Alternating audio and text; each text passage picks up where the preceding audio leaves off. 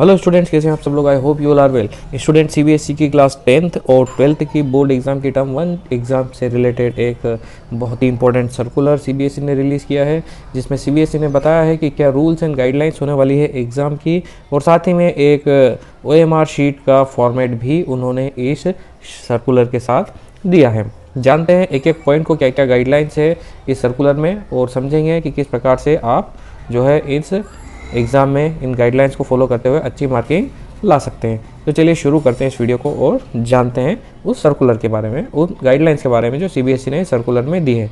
आपका time waste न करते हुए हम डायरेक्ट उन गाइडलाइंस पर आ जाते हैं, जिस गाइडलाइंस को हमें जानना बहुत ज़रूरी है। सबसे पहला पॉइंट है कि यहाँ पर इस सर्कुलर के साथ सीबीएसई ने एक OMR शीट का जो फॉर्मेट है वो भी प्रोवाइड किया है, जिसे आप यहाँ पर देख सकते हैं। आप देख सकते हैं कि किस प्रकार से OMR शीट आपको एग्ज़ाम में दी जाएगी। ठीक है, अब दूसरा पॉइंट देखते हैं कि जो डिटेल्स है कैंडिडेट की वो प्री फिल्ड होगी। यहाँ पर आप देख सकते हैं कि इस OMR शीट के इस पार्ट में जहाँ पर आप अपनी पर्सनल डिटेल्स को फिल करते हो वो प्री फिल्ड है, पहले से फिल की हुई है, आपको फिल नहीं करना है। तीसरा पॉइंट समझ लेते हैं कि जो कैंडिडेट है, candidate has to write question paper code in upper right corner. Question paper पे कोड लिखा होगा, जिस कोड को आपको यहाँ पर लिखना होगा। यहाँ पर आप देख रहे हैं अपर राइट कॉर्नर में, यहाँ पर इस कोड को लिखना है। चलिए आगे समझते हैं। और हैंड रिटन मतलब हाथ से लिखना है। जो लाइन आपको यहाँ पर दी गई है, इस लाइन को आपको अपनी हैंड राइटिंग में लिखना होगा। जी हाँ, अपनी हैंड राइटिंग में इस चीज़ को यहाँ पर लिखना होगा। जो आपको ये ऑप्शन दिख रहा है यहाँ पर, ये जो लाइन हम सर्कल करें जो ब्लैक कलर के बोल्ड लेटर्स में, इसे आप को यहाँ पर लिखना होगा। आप सभी को इस चीज़ को यहाँ पर मेंशन करना होगा अपनी राइटिंग में, जैसा कि यहाँ पर किया हुआ है। चलिए अब अगला पॉइंट देख लेते हैं कि only blue and black ball point, केवल ब्लू और ब्लैक बॉल पॉइंट का यूज़ आपको करना है, पेंसिल का यूज़ नहीं करना है।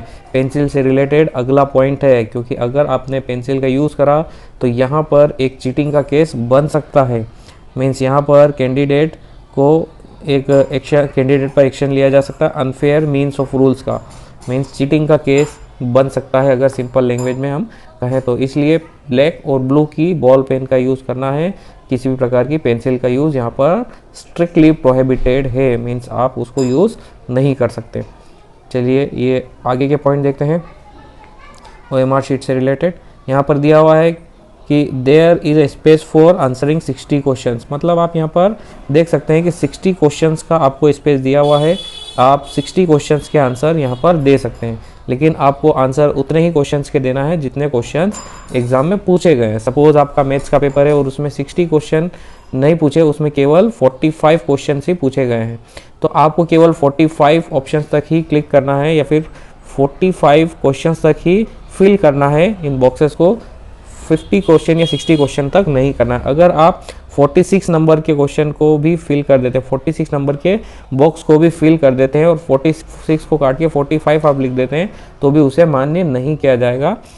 टोटल 60 क्वेश्चन का स्पेस यहाँ पर दिया है, आपको टिक उतने ही करना है, फिल उतने ही बॉक्सेस करना है जितने की क्वेश्चन पेपर में पूछे गए हैं। आंसर द, अगला पॉइंट हम देख लेते हैं। Answer given after maximum number of question will not evaluate. Means जो हम आपको बता रहे थे कि ज़रूरत से ज़्यादा या फिर क्वेश्चन पेपर में पूछे गए क्वेश्चन से ज़्यादा आंसर्स आपको फिल नहीं करना है। क्वेश्चन पेपर में अगर सपोज 50 क्वेश्चन दिए हुए हैं तो आपको 50 बॉक्सेस ही फिल करना है, आपको 60 बॉक्सेस फिल नहीं करना है। जितने क्वेश्चन एग्जाम में पूछे जाएंगे केवल उतने क्वेश्चन तक। मैक्सिमम लेंथ यहाँ पर 60 की दी हुई है। अगला पॉइंट देख लेते हैं। अगला पॉइंट है For given a response, 4 circles A, B, C, D are given in front of the each question, and candidate once confident about correctness of reply should darken the circle with a pen। मतलब यहाँ पर एक question के आपको 4 option दिए जाएंगे। यहाँ पर आप देख रहे हैं A, B, C, D। यहाँ पर आप देख रहे हैं A, B, C, D 4 option आपको दिए गए हैं। अगर कैंडिडेट कॉन्फिडेंट है कि उसने सही आंसर चूज़ किया है तो वो सर्कल को डार्क कर सकता है। After 4 circles are over, a box is given in the same row. Candidate have to write correct option in this box A, B, C, D। यहाँ पर आप देख सकते हैं कि एक बॉक्स भी दिया हुआ है, इस बॉक्स को फिल करना। एक बार आप इस करेक्ट ऑप्शन को क्लिक कर दें, एक इस करेक्ट ऑप्शन को आप सर्कल कर दें, डार्क कर दें, उसके बाद आप इन बॉक्सेस में फिल कर सकते हैं A, B, C, D जो भी आपका करेक्ट आंसर है वो। सपोज आपने यहाँ पर 6 नंबर के क्वेश्चन पे बी ऑप्शन को चूज़ किया है, बी ऑप्शन को डार्क करने के बाद आपको यहाँ पर बी ऑप्शन लिखना पड़ेगा 6 नंबर के इस 5th नंबर वाले बॉक्स में। अगला पॉइंट पढ़ लेते हैं। After the box again a circle is given ahead box where in the question number is also written inside the circle and this circle is to be darkened by the candidate if they have not attempt the question। यहाँ पर आपको एक और circle दिया हुआ है जो hashtag के नाम से है, जो आपको दिखाई दे रहा होगा। हैशटैग लिखा हुआ है ऊपर, यहाँ पर आप देख सकते हैं हैशटैग लिखा हुआ है। इस हैशटैग वाले जो ऑप्शन है, जो सर्कल से, इनमें नंबर्स भी लिखे हुए हैं। इन नंबर्स को आपको डार्क करना है। कब डार्क करना है इन नंबर्स को आप उस कंडीशन में डार्क करें जब आप उस क्वेश्चन को अटेम्प्ट नहीं कर रहे हैं। मीन्स अगर आपने एक कोई क्वेश्चन छोड़ा है, अटेम्प्ट नहीं किया है, तो आप उस नंबर के क्वेश्चन को डार्क कर दें। मीन्स आपके पास एग्जाम में ऑप्शन होंगे, सपोज 7 में से 5 क्वेश्चन आपको अटेम्प्ट करना है, 2 क्वेश्चन आपको छोड़ना है, तो उन 2 क्वेश्चन पर आपको डार्क करना होंगे।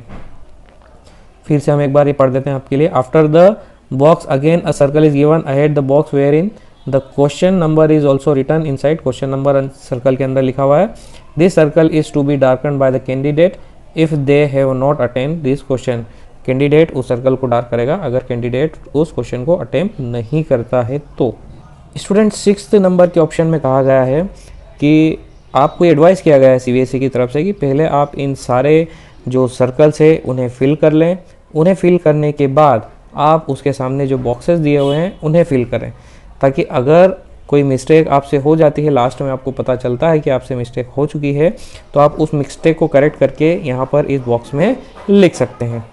और 7th नंबर के पॉइंट में कहा गया है स्टूडेंट्स की even if a candidate satisfy with darkening the circle this response has to be return in the box and candidate have to reply both in circle and box. Means अगर आप satisfied हैं, आपको पता है, आप अच्छे तरीके से जानते हैं कि आपने सही को सर्कल पर क्लिक किया है या सही सर्कल को डार्क किया है, तो आप उसी समय भी इस बॉक्स में लिख सकते हैं। ये आपकी चॉइस पर डिपेंड करता है, बट सीबीएसई एडवाइस करती है कि इसे आप लास्ट में करें।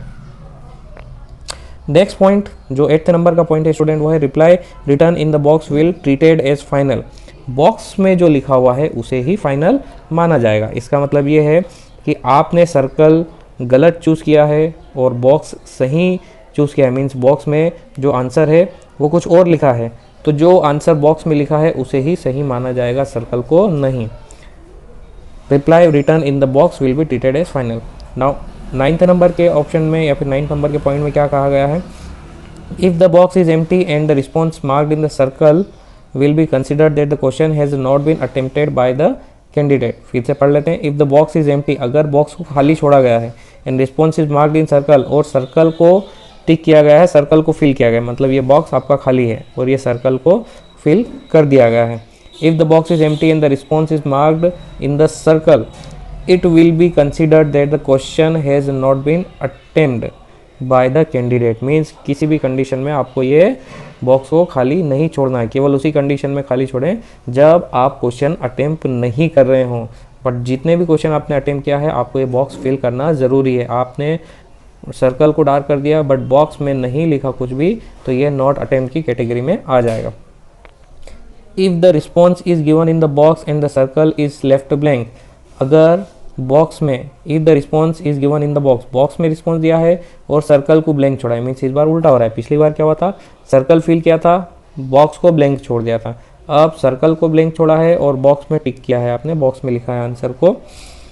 If the response is in the box and circle is left blank it will be considered that the question has been attempted by the candidate.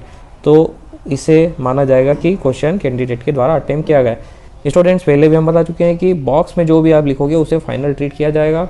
यहाँ पर आपने ब्लैंक छोड़ दिया, कुछ नहीं लिखा, और यहाँ पर आपने आंसर लिख दिए, तो भी वो अटेम्प्ट की कैटेगरी में माना जाएगा और उसी के अकॉर्डिंग आपके आंसर्स को चेक किया जाएगा। इसका मतलब ये है कि आपको यहाँ पर विशेष ध्यान देने की ज़रूरत है। एक बार ये छूट जाएगा तो कोई प्रॉब्लम नहीं है, बट यहाँ पर ये छूट गया तो फिर प्रॉब्लम ही प्रॉब्लम हो जाएगी। इसको केवल एक ही कंडीशन में आपको ब्लैंक छोड़ना है, जब आप क्वेश्चन को अटेम्प्ट नहीं कर रहे हो तब। चलिए अगला पॉइंट देख लेते हैं।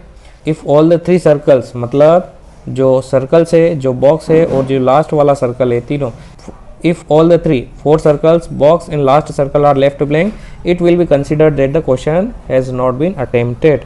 अगर ये तीनों ही ब्लैंक आप छोड़ देते हो तो ऐसा माना जाएगा कि कि क्वेश्चन जो है उसे अटेम्प्ट नहीं किया गया है, तो नॉट अटेम्प्ट की कैटेगरी में वो आ जाएगा। आगे देखते हैं, schools will download the OMR in advance as per the schedule in given in guidelines. School जो है OMR को डाउनलोड करें, पहले से उसे डाउनलोड करें, CBSE शॉर्टली उसे वो OMR शीट अवेलेबल करवा देगी। Centre superintendent will keep the OMR safely under lock and key after downloading and it will be used only on the day of examination after affixing facsimile stamp of the center superintendent। Means ये आपके काम का नहीं है यहाँ पर schools को और सेंटर को। सो स्टूडेंट्स, कुछ इस प्रकार की गाइडलाइन थी। आपकी OMR शीट भी CBSE ने रिलीज़ कर दी है, जो कि आपकी पर्सनल डिटेल जिसमें पहले से फिल की जाएगी और आपको कुछ भी करने की ज़रूरत नहीं।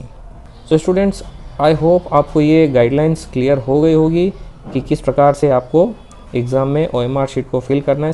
CBSE ने सर्कुलर के थ्रू इसे बहुत अच्छे तरीके से क्लियर किया है और आई होप आपको ये वीडियो भी हेल्पफुल रहा होगा। स्टूडेंट, अगर इसी प्रकार की वीडियोस आपको और भी चाहिए, एजुकेशनल न्यूज़ से रिलेटेड अपडेट समय पर और भी चाहिए, तो आप हमारे चैनल को सब्सक्राइब कर सकते हैं और अगर ये वीडियो आपको अच्छा लगा तो इसे लाइक कर सकते हैं और अपने दोस्तों के साथ इसे शेयर कर सकते हैं। स्टूडेंट्स, इस वीडियो के लिए बस इतना ही। हम मिलते हैं आपसे अगले वीडियो में, तब तक के लिए जय हिंद, जय भारत।